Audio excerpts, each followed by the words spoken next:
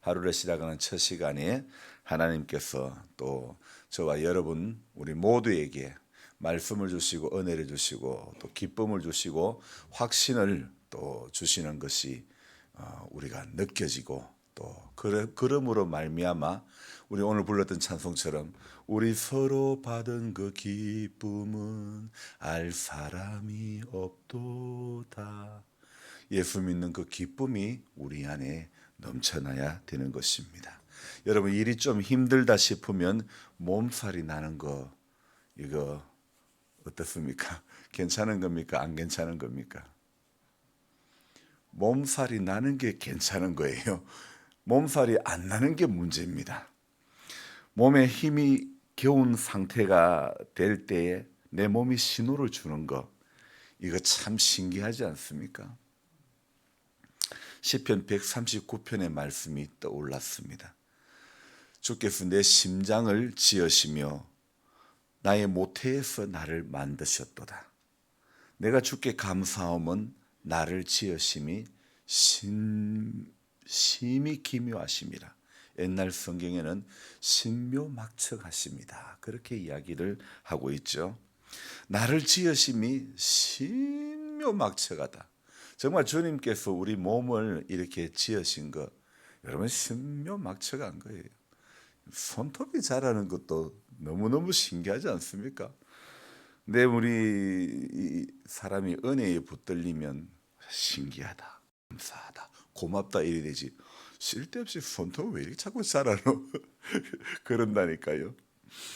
발톱을 보니까 우리 할아버지가 옛날에 농사를 지을 때 하도 흙에 들어가고 또 하도 흙을 손으로 장갑 안 끼고 만지다 보니까 발톱이 한 5mm 되고 손톱도 5mm 정도 되는 거예요. 손톱깎이가 들어가지 않습니다. 그러면 전기선 자르는 니프로 발톱을 깎아드리고 그랬던 기억이 나는데 환경에 따라 그 사람의 어떤 일하는 환경에 따라 손톱과 발톱의 두께도 달라지는 거 너무너무 신기하다는 것. 지구촌 한편에서는 아직도 코로나19로 봉쇄 가운데 있지만은 우리나라는 조금씩 일상을 회복해 가는 모습을 보게 되니 이게 또 참 감사합니다. 2년 여간의 전사님, 2년 여간의 저를 보세요. 2년 여간에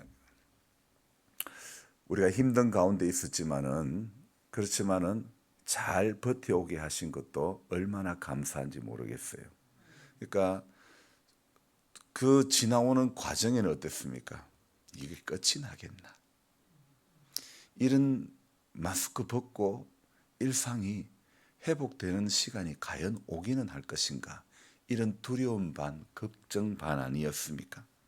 그러나 지금은 희미하게 남아 눈에 보이는 것은 이제 점점 뚜렷하게 이 끝을 엔데믹을 향해서 가는 것 같은 그런 생각이 듭니다. 오늘은 새벽 1시 조금 넘어서 잠에서 깨었는데요. 그래서 평소에는 성경을 읽고 본당에서 글을 적는데 오늘 새벽에는 로비에 테이블 위에다가 노트북을 놔고 글을 적었습니다. 그래서 요즘 마치 그 학생들이 공부를 하는데 어디 가서 공부를 해요? 도서관? 카페 가서 공부합니다. 마치 우리 교회 로비가 어떤 분위기예요? 카페 분위기가 나잖아요, 그죠? 그래서 그 로비에서 이제 노트북 올려놓고 글을 적어 나가는데, 야 얼마나 또 감사한지. 카페 분위기 물씬 풍기는 교회 로비에서 새벽 묵상을 또 적게 되니 이것 또한 내가 누릴 수 없는 호사가 아닌가 이런 생각을 해보는 것입니다.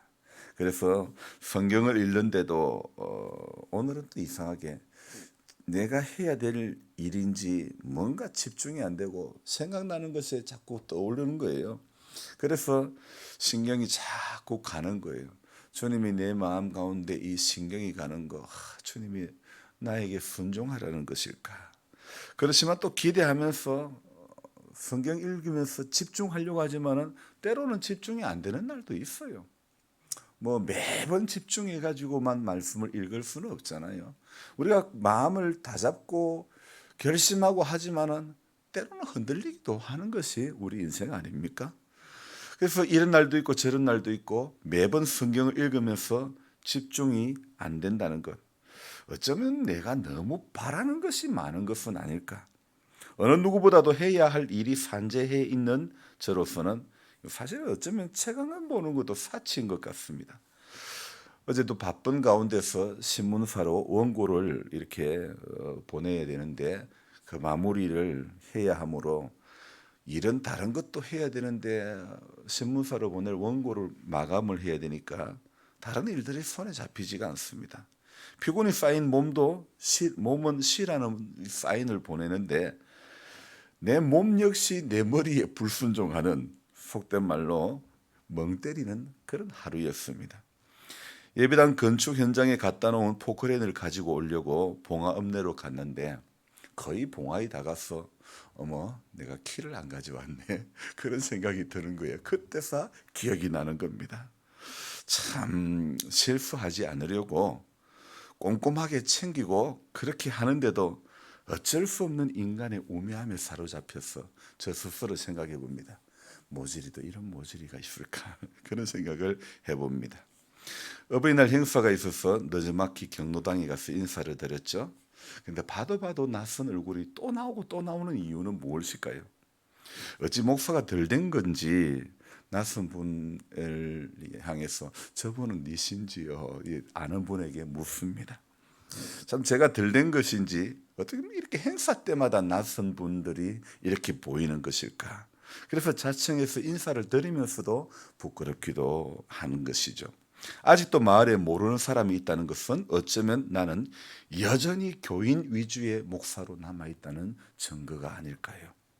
주민이 되려고 했던 목사였지만은 아직도 나는 주민과의 갭이 있구나, 차이가 나고 있구나 하는 생각에서 스스로 낯이 뜨거워집니다. 저보다 인기가 좋은 아내는 부녀회에 가입을 했는데 수년 전에 가입했는데 행사 때 먹을 음식을 만드는 일에 동참하지 같이 준비하지 못해서 제가 미안한 마음이 들었고 그래서 제가 대신 커피를 드립해 가지고 드렸는데 저는 아직도 인기가 없는지 청년회 가입해라 소방대 가입해라 그런 어떤 권유가 한 번도 없었습니다. 목사가 있으면 불편해서 그런 건지 누구도 제게 권유를 하지 않습니다. 이런 것이 아직도 제가 이곳에서는 이방인이라는 증거가 아닐까요? 그리고 목사의 직이라는 이 목사의 타이틀이 아직도 이곳 사람들과 융합이 되지 못하고 있다는 그런 것을 잘 보여주고 있는 것 아닐까요? 그래서 오늘 생각을 해봅니다. 목사의 직을 내려놓아야 목사의 소임을 다하는 것이 아닐까? 이런 공식이 제 안에 생각이 드는 겁니다. 예수님께서도 신성을 가지신 분이지만은 인성을 가진 몸으로 인간의 몸을 입고 계실 때에 근본 그분은 하나님과 한 분이고 본체시나 종의 형체를 지닌 채 이 땅에서 공생의 사역을 하셨던 거죠. 사람들은 그분의 아버지를 알고 또 집안을 아는데 전에 어떤 사람이었는데 하나님의 아들로서 온 나사렛을 다니실 때에 사람들의 시선은 그리 곱지는 않았습니다. 그가 행하시는 수많은 기적을 보았어도 들었어도 예수님의 신성에 붙들리기보다는 사람들은 우리 예수님의 인성, 이 땅에서의 혈연 관계 속에 오신 예수님으로만 볼 때가 많았던 것이죠. 어쩌면 오늘 우리도 또 저 자신도 2000년 전에 나사렛에서의 예수로 역사 속의 한 인물로 주님에 대해서 역사 공부하듯 알고 지금까지 온 것은 아닌지, 내 삶의 주인공이 되시고 나를 지배하시고 나는 그에게 속한 자가 되어 그분을 경배하는 사람이 아닌 내 필요에 따라 내가 만든 하나님에 붙들려 믿음 생활하고 있는 것은 아닌지. 여러분, 하나님은 적어도 이러셔야 돼. 하나님이시라면 적어도 내게 이렇게 해야 돼. 예수님이라면 적어도 나를 이렇게 해주셔야 돼. 이렇게 표신하게 말은 하지 않아도 속으로는 내심 전부 이 마음은 아닌지요? 오늘 저 자신이 생각해 볼 때 내가 목사의 직을 내려놓아야 목사의 소임을 다하는 한 사람이 될 수 있다는 것. 내가 만든 예수를, 내가 만든 하나님을 내려놓아야 진짜 하나님의 역사를 우리는 경험할 수 있다는 것입니다. 여러분, 오늘 이 말라기 성경 이후로, 말라기 선지자에게 하나님께서 메시지를 주신 이후로 신약 성경이 쓰여질 때까지 한 400년간 하나님은 아무런 말씀을 안 하셨습니다. 그동안 하나님은 수많은 선지자들을 세우셔서 얼마나 많은 말씀을 주셨습니까? 그런데 여러분, 왜 400년간 하나님께서 아무 말씀을 안 하셨을까요? 궁금하지 않습니까? 하나님께서 그렇게 관심을 가지고 그렇게 선지자를 보내가지고 그렇게 말씀을 주시다가 왜 어느 한순간 딱 끊어버렸을까요? 왜 어느 한순간부터 이스라엘 백성들이 꼴이 보기 싫었던 것일까요? 왜 하나님이 침묵하셨을까? 성경을 보아도 말라기 선지자 이후의 신약 시대에까지의 기록은 전무한 겁니다. 그렇게 누구 왕 몇 년에 포로된 지 몇 해째 몇 월 달 며칠 날 나 에스겔에게 나 누구에게 이렇게 하나님은 수많은 선지자에게 말씀을 주시고 감동을 주셨는데, 그렇게 역사하셨던 하나님, 성경은 그 하나님의 역사를 말씀을 주신 그 날짜를 정확하게 기록해 놓고 있는데 왜 성경이 400년간 침묵을 하고 있을까? 아마도 그렇게 선지자를 수도 없이 보내고 알려주시도, 하나님께서 그렇게 사인을 보내주셔도 사람들은요 그덕그덕 그 사인에 불순종하는 모습만을 보여왔다는 겁니다. 가장 정확한 사인, 여러분, 하나님이 보여주시는 사인이 가장 정확한 사인 아닙니까? 그게 틀림없는 사인 아닙니까? 그런데 사람들은요 가장 정확한 사인을 보고도 사람들의 머릿속에 들어가면 뭐가 나옵니까? 정확한 사인을 보고도 사람들의 머릿속에 들어가면 불순종이 나오고 의심이 나오고 바뀌어져 버리는 거예요. 가장 정확한 것도 틀림없는 것도 우리 머릿속에 들어오면 불순종이 나오고 의심이 나오고 염려가 나오고, 가장 확실한 말씀을 듣고도 아무것도 염려하지 말라, 오직 모든 일에 기도와 간구로 너희 구할 것을 감사함으로 하나님께 아뢰라 그랬는데 어떻습니까? 그런데도 예배당 문턱만 넘었으면 감사함은 어디로 갔는지, 아뢰는 것은 어디로 갔는지 바뀌고 변해버리는 겁니다. 교인들이, 우리 성도님들이 설교를 들어도 또 예배를 드려도 하나님을 만나지 못하고, 또 불신자는 하나님이 안 보여서 못 믿겠다고 보여주면 믿겠다 그렇게 말합니다. 사실 불신자들은 하나님이라는 존재를 우리처럼 형상을 가진, 눈, 코, 입, 귀를 가진 그런 존재로 이렇게 생각하기 쉬운 거예요. 그런데 우리는 하나님을, 우리 예수님을 눈, 코, 입, 귀 우리처럼 이것을 가진 그런 존재로 보여드릴 수 있는 게 아니라는 겁니다. 우리가 하나님을 보여줄 수 있는 것은 우리의 일상을 통해서 하나님을 보여드릴 수 있는 겁니다. 저를 포함해서 수많은 기독교인들이 가장 착각하는 게, 우리 기독교인들의 정말 어리석은 착각이 뭐냐? 삶으로 보여지는 것이고 하나님은 일상으로 보여주는 것인데 우리가 그것을 모르고 있는 것이죠. 교회가 보여줘야 할 하나님은 어떤 형상을 가진 하나님이 결코 아니라는 겁니다. 그것이 분명할진데 아직도 우리는 스스로 교회 안에 하나님을 가두고 있는 거예요. 교회 안에 갇힌 하나님, 우리 스스로 하나님을 교회 안에 하나님으로 만들어버리고 말았다는 거죠. 저는 바로 이것이 말라기 선지자 이후에 침묵하신 하나님의 이유라고 말씀을 드리고 싶습니다. 깨뜨려야 하는 겁니다. 깨뜨려야 하는 것입니다. 아니, 깨뜨려져야 되는 것입니다. 신앙은 우리 자신 안에서 터가 굳어진 모든 것들을 전부 깨뜨리는, 바로 거기에서부터 우리 신앙, 우리 믿음이 거기에서부터 출발하는 것입니다. 수도 없이 선지자를 보내어서 말씀을 주셔도 사람들은 어떻습니까? 수도 없이 선지자를 보내서 말씀을 주셔도 인간 안에는 그 말씀이 나에게 주시는 레마의 말씀, 내게 주시는 말씀으로 받아들이지 못하고 불순종하고 고집만 남아있는 겁니다. 그래서일까요?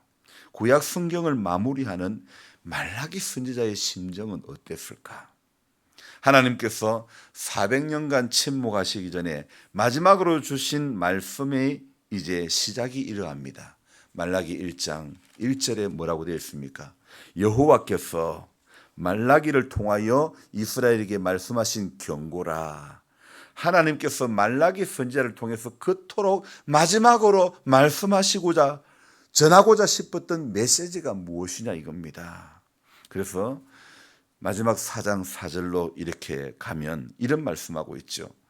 너희는 내가 호렙에서 온 이스라엘을 위하여 내 종 모세에게 명령한 법, 곧 율례와 법도를 기억하라. 자, 들어봅시다.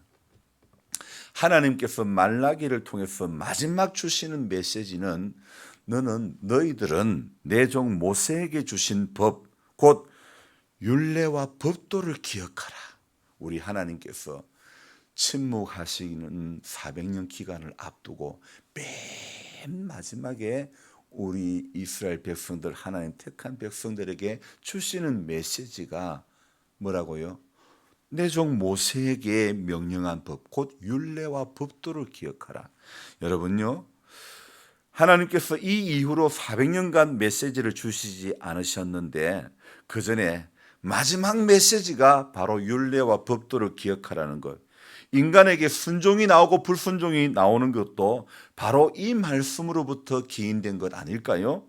율례와 법도를 기억하는 성도가 순종의 길을 걸어가는 것이고, 또 그것이 기억되지 않는 하나님의 법도와 하나님의 율례가 기억되지 않는 사람들은 모두가 내가 만든 하나님 속에 갇혀가지고 가는 길이 불순종의 길을 걸어갈 수밖에 없다는 것입니다. 그러므로 오늘 우리가 기억해야 될 것은 하나님의 율례와 법도를 기억하는 성도가 되어야 된다는 것. 그래서 그것이 우리 그리스도인의 책무라는 것입니다. 하나님은 하나님께서 꼭 내게 무엇을 해결해 주셔야만 하나님이 나의 하나님이 되는 것이 아니라 그분은 나에게 아무것을 안 해주셔도 하나님, 바로 그분이 나의 하나님이시라는 사실을 우리가 오늘 인정해야 되는 것입니다. 내게 무엇을 해야 나의 하나님, 나와 함께 하신 하나님, 내게 무엇을 꼭 해주셔야만 그 나의 하나님이 되는 것이 아니라 내게 아무것도 안 해주셨다 할지라도 하나님은 내 하나님이시라는 것을 인정해야 되는 겁니다. 여러분 자식도 그렇잖아요. 이게 철이 없으면 아버지가 해준 게 뭐 있냐고. 아버지는 모든 것을 다 해주셨어요. 근데도 아버지가 해준 게 뭐 있냐고. 엄마가 해준 게 뭐 있냐고. 철이 없었던 우리 시절에 꼭 그랬던 우리 모양하고 똑같습니다. 하나님은 모든 것을 다 주신 분입니다. 예수님을 주신 것 그 자체가, 독생자를 주신 것 그 자체가 우리에게 전부로 주신 거 아닙니까? 여러분, 그게 믿어지는 것이 우리 믿음 아닙니까? 내게 하나님 앞에 나아갈 길이 없었는데, 내 이 고집스러운, 내 이 모질이의 이 내 모습으로는 하나님 앞에 나아갈 길이 없었는데, 내 이 죄된 모습으로는 하나님 앞에 갈 수가 없는데, 하나님 아버지께서 죄된 우리들이 하나님 앞에 나아갈 수 있는 길을, 바로 예수님은 그분을 통해서 갈 수 있는 길을 열어주신 것이죠.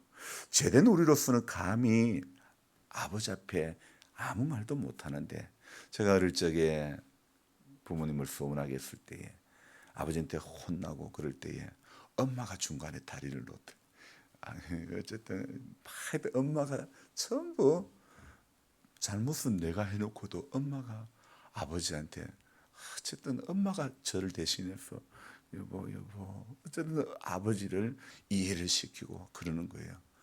우리 예수님이 그래요.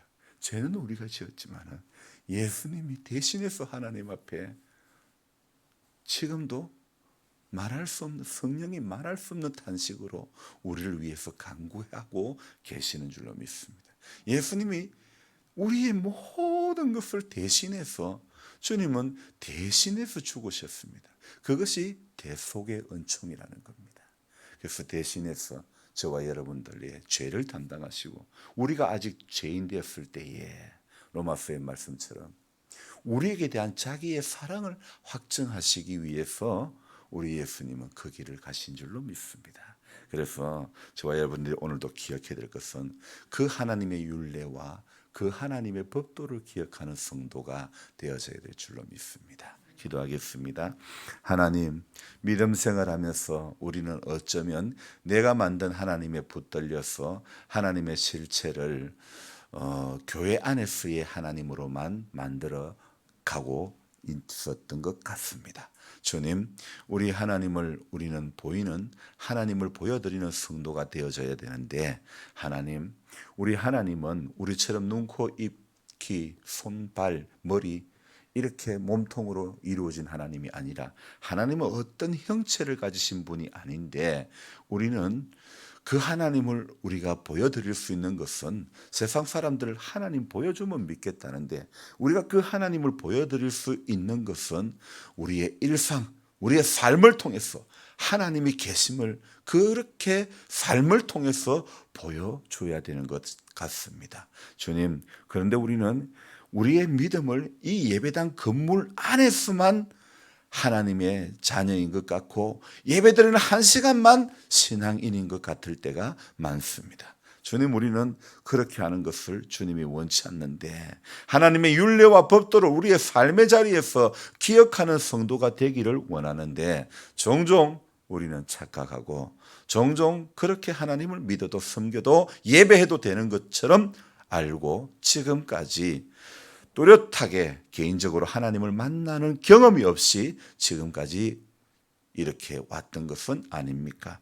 주님, 우리 모든 성도님들이 정말 하나님의 은혜를 체험하고 성령을 체험하고 예수님을 인격적으로 만나고 그 하나님의 부르심에 남은 인생의 마지막 시간까지 끝까지 주께 붙들림 받은 그런 우리 모두가 되어지도록 주님 도와주옵소서. 이렇게 돌아보면 아프지 않은 분들이 거의 없습니다. 전부 연약한 가운데 있습니다. 우리 주님 불쌍히 여겨주시고 은혜를 내려주옵소서. 우리 조 집사님 원치 않는 또 이렇게 무릎의 약함으로 인해서 고생을 하고 있습니다. 사진을 찍어보니 연골이 없습니다. 주님이 오늘도 그 무릎에 새 힘을 더해 주시기를 원하옵고 약한 가운데서도 일하시는 하나님이 만지시고 치료하시고 고치시고 회복하시는 하나님이 경험되어지는 은총을 허락하여 주옵소서. 우리 이용조 집사님 늘 약한 몸을 이끌고도 주님의 마음을 따라 일하고자 합니다. 주님 불쌍히 여겨주시고 아픔의 근원을 알지 못하고 수년째 치료를 해도 회복의 길이 보이지 않습니다. 그러나 그 가운데서도 하나님을 향한 갈급한 마음과 은혜가 늘 붙들려지기를 소망합니다.